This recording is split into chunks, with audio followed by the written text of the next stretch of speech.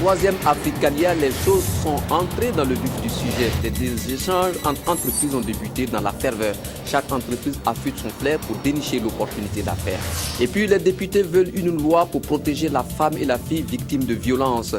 Depuis 2011, la réflexion est menée pour mettre en place un dispositif législatif de protection de la femme et de la fille. Mesdames, Mesdemoiselles et Messieurs, bonjour. Voici le 13h15 de la télévision nationale du Burkina.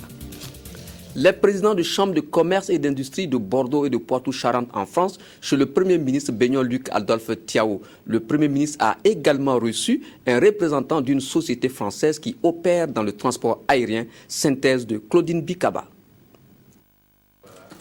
Le Premier ministre Luc Adolphe Thiaw a reçu chez lui en audience successivement les présidents de chambres de commerce et d'industrie de Bordeaux et de Poitou-Charentes en France. Ils sont venus en marche de Africalia pour lui transmettre des salutations, le remercier et échanger avec lui sur des perspectives et à l'occasion ont apprécié l'organisation de la 3e édition d'Africalia. En qualité de président de la Chambre de commerce et d'industrie de Bordeaux et des chambres métropolitaines françaises, je voulais présenter effectivement mes salutations à votre Premier ministre et des perspectives effectivement d'action et de développement, un peu en marge d'Africalia, mais au-delà d'Africalia, inscrire dans la pérennité des possibilités de collaboration. Je voulais également lui transmettre les salutations de notre maire de Bordeaux, vous le savez, qui est Alain Juppé, et qui suit de très près toutes les collaborations économiques qu'on peut avoir notamment avec votre pays. Et dans tous les cas, on a, avec la Chambre de commerce, avec les dirigeants que nous avons rencontrés, et on en a reparlé avec le Premier ministre, tracé des pistes de collaboration autour de la formation, autour de l'appui aux entreprises, autour de ce que vous faites en matière d'aéroport. L'idée, dans tous les cas, c'est de nouer des alliances et peut-être ensemble d'ailleurs d'aller vers d'autres marchés, dans le cadre d'alliances un peu constructives, et essayer de travailler ensemble. Et c'était pour remercier Monsieur le Premier ministre de sa présence, qui est venu quand même par sa présence donner, je dirais, une validation à notre engagement et à l'échange, je dirais, de nos entreprises pour l'économie du Burkina, mais pas seulement pour le Burkina, mais aussi pour les entreprises en général, celles qui viennent et celles qui reçoivent. En tous les cas, surtout des différentes structures que nous avons faites dans les différents pays, je peux vous dire que vous avez une très très belle organisation et vraiment, vous tenez vraiment à la comparaison. Il a également reçu le représentant du groupe Esis Evia qui est venu échanger avec lui dans le cadre de la construction de l'aéroport de Donsin. Le Premier ministre nous a reçus dans le cadre du partenariat que Egis est en train de réaliser pour le profit du gouvernement du Burkina Faso, notamment dans le cadre de la construction et de la mise en concession du futur aéroport de Ouagadougou-Donsin. Et l'objet de cette rencontre, c'était de lui faire part de certaines idées, de certaines réflexions pour permettre le développement du secteur aéronautique du Burkina Faso, donc en lui donnant des premiers éléments de réflexion sur une stratégie qui pourrait permettre de développer l'industrie et de créer des emplois ici. L'idée du groupe Esis Evia est d'aboutir à une signature de convention. 3e édition de Africalia, justement, après l'ouverture, les échanges entre entreprises ont débuté. Ambiance de la première journée de Africalia où la Tunisie, la France et la Côte d'Ivoire sont fortement représentées. Ambiance relatée par Yolande Nompo. À 2 ou à 3, ces entreprises échangent entre elles. Toutes sont ici à la recherche de partenaires afin de faire fructifier leur business à travers cette plateforme d'affaires. Cet homme d'affaires béninois qui évolue dans le domaine du transit et de l'importation des meubles tente d'arracher son dernier contrat de la journée avec une société turquoise spécialisée dans le domaine de l'agroalimentaire, dans le textile et dans bien d'autres domaines avant la fermeture de la plateforme à 17h30. Je leur propose par exemple de distribuer, d'être un distributeur de leurs produits. Donc on s'entend d'abord sur le produit et maintenant s'ils sont d'accord, on signe l'accord pour que moi je puisse représenter leur marque chez moi. Et pour la partie turquoise, c'est une belle opportunité. Pour le moment, c'est la prise de contact, mais après cela, je pense que nous allons arriver à de bons accords parce que nous avons les mêmes objectifs. Assis à cette table, le représentant d'une société française spécialisée dans les travaux d'électricité et de distribution de matériel électrique en Afrique est en discussion avec le consultant d'une entreprise burkinabé qui évolue dans le domaine de l'eau. Tous sont des habitués du forum et ne se contentent pas seulement de rechercher des financements. On sait qu'en Afrique, l'approvisionnement matériel reste un problème. Donc nous sommes là pour proposer à notre partenaire de nous occuper de tout ce qui est approvisionnement de matériel électrique et de l'accompagner pour l'assistance technique également. Pour une première journée, personnellement, je suis très satisfait. J'ai écouté des gens qui ont bien voulu m'écouter pour dire de quoi on a besoin ici. Et j'ai essayé de m'exprimer le plus clairement possible pour avoir un bon partenariat. Le partenariat ici, c'est vrai que c'est donnant-donnant, mais dans le cas de Gomez, c'est le partenariat nord-sud. Nous avons besoin de bons matériels performants, pas du toc, pas du matériel qui au bout de 3 mois on regrette d'avoir acheté. Nous voulons du matériel qui soit durable, résistant et qui convienne le mieux aux activités que nous menons. À l'image de cette béninoise, les femmes s'affirment également dans l'import-export, mais aussi dans la vente d'appareils électroménagers. Je suis en train de discuter avec le DG de la société ASVI qui est située à Havre. On voulait nouer un partenariat parce que ça tombe bien chez moi. Je suis dans l'import-export des véhicules d'occasion et lui-même est dans ce domaine. Donc il veut bien travailler avec l'Afrique, précisément le Bénin. C'est quelque chose d'intéressant puisque aujourd'hui nous avons des partenaires dans plusieurs pays en Afrique et nous n'avons pas de partenaires au Bénin. Donc ça sera avec beaucoup de plaisir que nous inviterons Madame chez nous au Havre à visiter l'entreprise et essayer de l'aider dans son partenariat avec l'Afrique. Là, nous sommes sur une base de à peu près 16 à 18 contacts et c'est la 3e, 4e participation à Africalia et nous avons l'habitude de nous déplacer depuis 2-3 ans sur 2 pays par an à peu près. De ces concertations entre businessmen naîtront des partenariats et ce 3e forum ouest-africain de développement des entreprises est celui de la maturité selon la Chambre de commerce, d'industrie et d'artisanat du Burkina. Voilà, agriculture, le ministre Mahama Zoungrana était hier dans la région du Nord. Le ministre en charge de l'agriculture a visité des sites maraîchers, une visite pour voir comment évolue la campagne agricole sèche. Reportage de Adama Koulibaly. Nous sommes ici aux abords du barrage de Tougo dans la province du Yatenga. Sur ce site, près de 1500 exploitants cultivent sur 215 hectares des spéculations telles la tomate, la pomme de terre ou encore l'oignon. Des recettes sur cette exploitation sont estimées à plus de 800 millions de francs CFA. Tout comme ce site, les sites de Gonré, toujours dans le Yatenga, et celui de Tansalga dans le Lorum, ont reçu la visite du ministre en charge de l'agriculture. Pour le ministre, il était question de s'imprégner du déroulement de la campagne agricole de saison sèche à travers ses visites terrain et les échanges avec les producteurs. Lorsqu'on parcourt la zone du nord ici, on est vraiment, au bout du compte, on est vraiment ragaillardi parce que on voit de la verdure qui s'étend vraiment à perte de vue, ce qui montre vraiment que les producteurs restent toujours, malgré toutes les difficultés qui ont été soulevées, restent toujours engagés autour de cette activité. Alors donc, notre visite ce matin, c'est pour vraiment les encourager, pour traduire le soutien du gouvernement à leur côté, pour continuer à promouvoir ces cultures de saison sèche. La culture de contre-saison occupe une place importante chez les populations rurales, surtout en matière de sécurité alimentaire. Nous sommes satisfaits, bien que nous rencontrons des difficultés. C'est grâce à cette production de contre-saison que nous arrivons à nourrir une partie du temps de nos populations. Si je dis une partie, il y a des périodes de soudure. C'est grâce à cette maraîchculture que nous arrivons à traverser cette période de soudure sans difficulté, grâce aux revenus de cette production. Pour les difficultés évoquées par les producteurs sur les différents sites, ensablement des barrages, coût élevé des intrants, instabilité des prix de vente, le gouvernement apporte déjà une solution à travers ces remises de matériel et d'intrants avant des actions plus prononcées. Une stratégie efficace pour optimiser la filière karité, une filière qui occupe la 4e place dans les recettes d'exportation des produits agricoles. Le Burkina Faso a réuni à cette occasion les acteurs de la filière pour définir la stratégie pour accroître la part du karité dans les recettes. Reportage de Eleonore Yerbanga.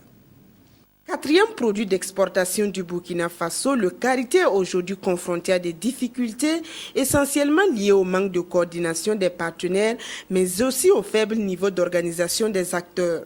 Avec la stratégie de la filière karité qui sera élaborée au cours de cette rencontre, les acteurs vont ensemble travailler à rationaliser les actions pour mieux promouvoir la filière avec de nombreuses opportunités commerciales. Nous allons faire le diagnostic. Quelle est la situation réelle de la filière? Où en sommes-nous? Nous allons voir où nous voulons aller. Comment les acteurs peuvent regarder dans la même direction afin de proposer les stratégies, les axes où on veut aller. On va voir comment on va y aller. Comment de façon pratique nous pouvons nous organiser pour y aller afin que la filière puisse avoir un rayonnement qu'il faut.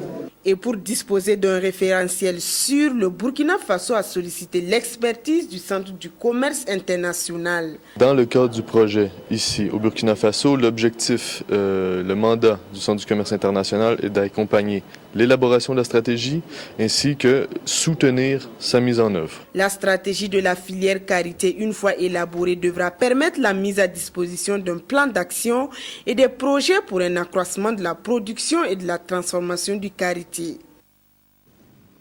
Des députés de la Commission du développement économique et de l'environnement à la découverte des infrastructures réalisées par le conseil municipal de Dori pour assurer la disponibilité des ressources en eau potable de la ville et de 19 villages rattachés. Cette visite est effectuée à l'issue de 48 heures d'échange autour du programme chargé de l'approvisionnement en eau potable de la région du Sahel. Reportage de Faisal Hamassissé. Par l'adoption en 2006 du programme national d'approvisionnement en eau potable et assainissement PNAEPA, le Burkina Faso s'est engagé à améliorer les conditions de vie de ses populations à travers la facilitation de l'accès à l'eau potable et la promotion d'un cadre de vie sain d'ici à 2015 conformément aux objectifs du millénaire pour le développement OMD. Une année avant cette date butoir, les résultats, quoique tangibles sur le terrain, sont fonction des localités. Et les députés membres de la Commission du développement économique et de l'environnement Code de l'Assemblée nationale se penchent depuis ce lundi 24 février 2014 sur le cadre de la région du Sahel. À travers 2 exposés sur l'état d'exécution du PNAEPA dans la région du Sahel et de l'expérience de la commune de Dori, les élus nationaux ont pu s'imprégner des réalités de la région qui enregistre un taux de près de 53%. Les objectifs du millénaire pour le développement. Je pense qu'en matière d'accès à l'eau potable, ne serait-ce que pour les zones urbaines, je pense que le Burkina sera au rendez-vous. Mais ce qui concerne l'accès à l'eau potable en milieu rural et l'assainissement, je pense que ça va être difficile. Voilà, donc les principaux goulots d'étranglement, ça se situe surtout au niveau du secteur rural. Voilà, aussi bien au niveau de l'accès à l'eau potable qu'au niveau de l'assainissement. Si les résultats ne sont pas reluisants pour l'ensemble des communes de la région, la ville de Dori se distingue du lot avec un taux de 100% atteint en matière d'approvisionnement en eau potable contre 47% pour l'assainissement. Nous avions déjà un programme de latrinisation avec la coopération française. Ce programme est en train de suivre son cours. Et maintenant, nous avons adopté avec l'ONEA un plan stratégique d'assainissement. Si le programme que nous avons est réalisé, ça veut dire que nous aurons à peu près 400 à 800 latrines qui seront réalisées. Toutes les familles qui, dans la ville de Dori, veulent avoir accès à une latrine familiale puissent le faire. Cette mission de la Code a pour objectif de s'imprégner des difficultés liées à la mise en œuvre du programme national d'approvisionnement en eau potable et assainissement afin d'interpeller l'exécutif et de faire un plaidoyer pour une prise en compte des questions liées à l'accès à l'eau potable parmi les priorités au Burkina Faso. Les élus nationaux ont par ailleurs émis le vœu de voir l'expérience de la commune de Dori faire tache d'huile pour le bonheur des populations. Allons à présent au centre-est et au centre-sud pour parler de télécommunications. Pour un meilleur transport de données, l'Office national des télécommunications a fait de la ville de Manga un point stratégique de son développement dans ces régions. Explication de Issa Kafando et de Abdelaziz Yagibou. Un pylône d'environ 100 mètres de haut qui trône au cœur de la cité de l'Épervier. Sur le mât, plus de 6 antennes reliées au sol par un faisceau hertzien d'une capacité estimée à 2 fois 155 mégabits et une BTS permettant de transporter les informations d'un point à un autre. Ce sont ces équipements qui assurent la transmission des données via le net, le téléphone mobile ou fixe, depuis Manga vers les villes environnantes où la réception et le relais sont assurés par d'autres équipements. Il s'agit notamment de Begodo, Tenkodogo, Po, Moktedo et Kombisiri. On avait ce qu'on appelle des câbles MIC. On transporte 2 mégabits. C'est peut-être pour faire la téléphonie rurale. Donc à partir d'ici, on arrosait quand même quelques abonnés qui demandaient du filaire. On avait 2 MIC. Donc les besoins ont commencé à augmenter. Et quand les besoins sont accrus, il fallait nécessairement augmenter la capacité de transport. Donc on est passé de 2 MIC à 32 mégabits. Après, on s'est rendu compte encore que la capacité continue d'augmenter, les demandes sont là. Il faut non seulement faire face à ces demandes-là, mais au-delà de la capacité qui traduisent par les différentes demandes des clients, il y a aussi la vétusté et la modernité de l'équipement. C'est ainsi qu'on a décidé non seulement d'augmenter la capacité, mais de prendre un équipement qui est à la pointe là. Au regard de la performance et du rôle de cette technologie nouvelle mise officiellement en service en 2013, la ville de Manga se positionne comme un nœud pour l'Onatel dans ses opérations dans cette partie du Burkina. Pour offrir davantage de meilleurs services à sa clientèle de cette contrée, l'Onatel envisage à moyen terme la pose de la fibre optique de Ouagadougou jusqu'à Tenkodogo en passant par Manga. L'Assemblée nationale du Burkina et l'Union interparlementaire au secours des femmes et filles victimes de violences. Un dispositif législatif va être mis en place contre ce fléau. Explication de Sougounoma Ibrahim Gigma. Dans les villes comme dans les campagnes du Burkina Faso, les violences faites aux femmes prospèrent. Selon les sources officielles, environ 33% de femmes et de jeunes filles sont victimes de violences au sein de leur foyer ou famille et plus de 40% sont mariées sans leur consentement. Une situation suffisamment alarmante et le hic, c'est qu'il y a comme un vide juridique en la matière. C'est vrai qu'il y a le code pénal, il y a le code de procédure, il y a le code des familles, mais d'une manière spécifique, on n'a pas une loi qui permet d'identifier la nature des violences et de pouvoir apporter des solutions, à savoir prévenir, protéger, réprimer les auteurs de cette violence et prendre en charge les victimes. En effet, depuis 2011 et avec le concours de l'Union interparlementaire, une proposition de loi est en cours d'élaboration à l'Assemblée nationale. Cet atelier donc vient pour permettre à la législature actuelle de s'en approprier afin d'accélérer la marche vers l'adoption de cette loi portant prévention, protection et répression des violences faites à l'égard des femmes et des filles. Les communications qui vous seront livrées permettront, j'en suis sûr, des échanges que je souhaite fructueux et à l'issue desquels des recommandations d'actualisation de la proposition de loi pourraient, le cas échéant, être formulées. Pendant 2 jours donc, les questions sur la mutilation génitale féminine, le mariage précoce, l'exploitation sexuelle, le viol conjugal seront débattues dans le but ultime de concrétiser cette initiative parlementaire de renforcement du dispositif législatif en matière de violences faites aux femmes. Un nouveau projet de recherche sur le paludisme. Ce projet est essentiellement tourné vers les femmes enceintes. 3 pays abritent ce projet, appuyé par l'OMS et plusieurs partenaires techniques. Reportage de Evelyne Dabiré. Les statistiques de l'OMS, Organisation mondiale de la santé, montrent une diminution du taux de mortalité lié au paludisme de près d'un tiers dans la région africaine de l'OMS ces 10 dernières années. Mais des pays comme le Burkina Faso continuent de supporter un lourd fardeau de la maladie. Dans ce contexte et afin de venir à bout de ce fléau, le groupe stratégique Cosmic, qui est un consortium international de chercheurs des pays comme la Gambie, le Bénin et le Burkina Faso, est en concertation à Ouagadougou ce 27 février avec un objectif précis. L'objectif de la rencontre, c'est de discuter avec les autorités sanitaires burkinabées, mais aussi les chercheurs et les acteurs du terrain, comment mettre en place une étude qui va nous permettre de savoir est-ce que avec les travailleurs de santé au niveau de la communauté, les agents de santé communautaires peuvent apporter un plus dans la lutte contre le paludisme et plus spécifiquement dans la lutte contre le paludisme visant les femmes enceintes. Vous savez que les femmes enceintes normalement doivent faire des visites prénatales et elles doivent prendre des médicaments contre le paludisme pendant toute la grossesse. Mais le niveau ici au Burkina est encore très faible. Cette maladie qui prévaut souvent chez la femme enceinte porte d'énormes préjudices au fœtus, d'où une nouvelle stratégie du consortium en vue d'empêcher un paludisme placentaire. Il faut savoir que même un paludisme asymptomatique, ça veut dire un paludisme qui n'a pas de signe chez une femme enceinte, est un paludisme potentiellement dangereux. Le paludisme placentaire, il n'est pas visible quelquefois, mais c'est un paludisme très très vicieux parce qu'il met à risque l'enfant dans sa première année de vie.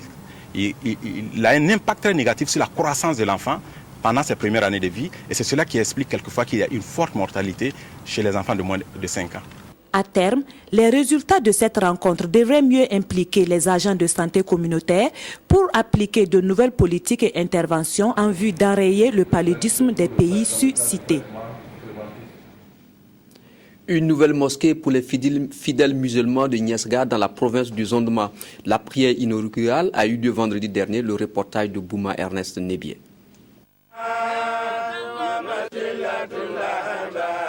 L'appel à l'islam entendu par les ressortissants de Niesga.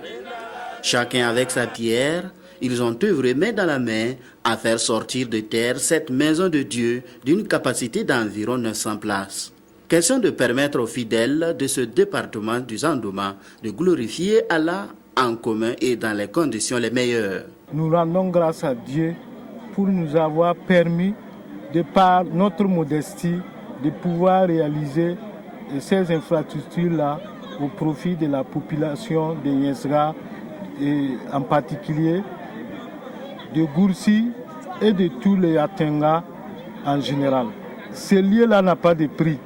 Son prix, c'est de pouvoir réunir le maximum possible de fidèles pour rendre grâce à Dieu. Cette mosquée construite sur financement des filles et fils de la localité doit servir de cadre idéal pour diffuser la bonne nouvelle, mais aussi pour tisser et consolider la toile de la cohésion sociale. Quand le prophète, lorsqu'il a quitté la Mecque pour Médine, quand il est arrivé, les premières des choses qu'il a fait, c'est d'abord construire une mosquée.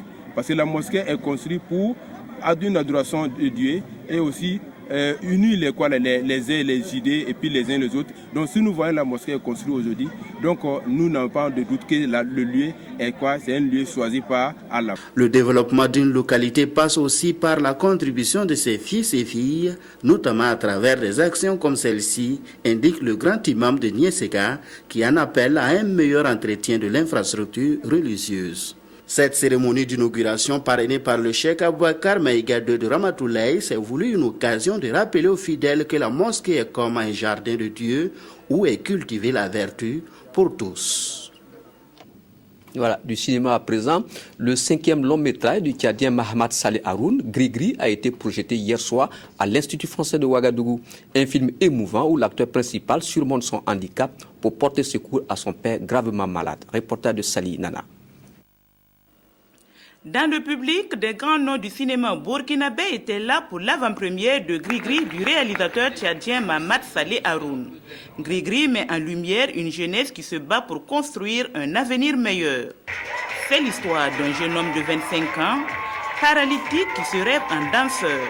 Mais le rêve de Gris-Gris interprété par le burkinabé Souleymane Démé se brise lorsque son père tombe malade. Donc moi, je parle de cette jeunesse-là qui se bat malgré les problèmes, malgré les difficultés et qui essaie de trouver des solutions pour en fait venir en aide à leurs parents.